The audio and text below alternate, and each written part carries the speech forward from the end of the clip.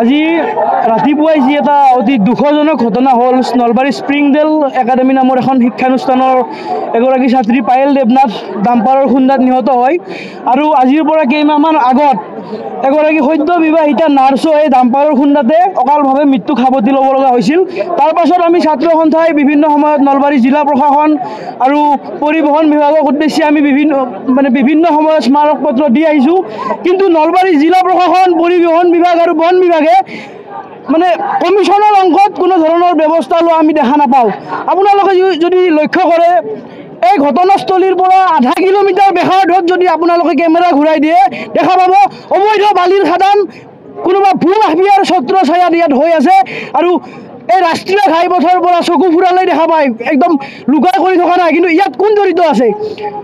সকলোৰে চকুৰ সন্মুখত বালিৰ মহল ইয়াত অবৈধভাৱে চলি আছে, ডাম্পাৰত চালান নাথাকে। আৰু এই ঘটনাস্থলীৰ পৰা 1 কিলোমিটাৰ দূৰত DTO অফিচ, 1 কিলোমিটাৰ দূৰত বন বিভাগৰ কাৰ্যালয়। কিন্তু তাৰ পাছতো কিন্তু বন বিভাগ আৰু পৰিবহণ বিভাগ নিমাত হৈ আছে।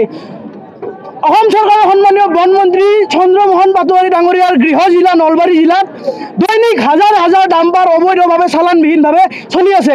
বাক্সা জিলাৰ সুবানখাটা আৰু নয়াবস্তি অঞ্চলৰ পৰা দৈনিক শ শ ডাম্পাৰ দিনে নিশাই ধমধমা নলবাৰী পথৰে নলবাৰী জিলাত অবৈধভাৱে প্ৰৱেশ কৰি আছে।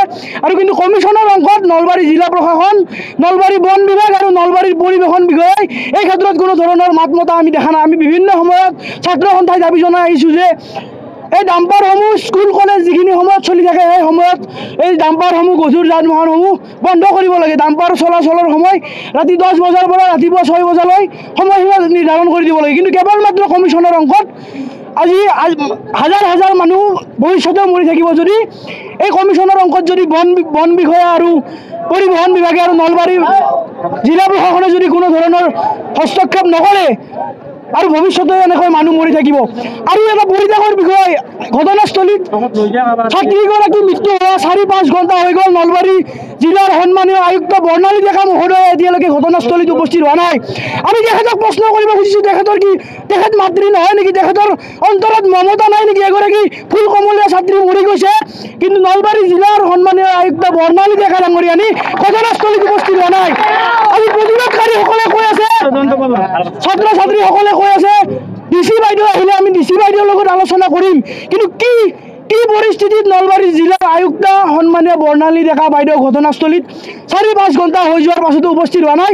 আমি তেখেতক মুকলিকৈ প্ৰশ্ন কৰিছোঁ, কোনোবা বিভাগীয় মন্ত্ৰীৰ আদেশ বা অনুমতি লৈহে তেখেতে ঘটনাস্থলীত উপস্থিত হ'ব পাৰিব নেকি? আমি তেখেতলৈ প্ৰশ্ন কৰিছোঁ।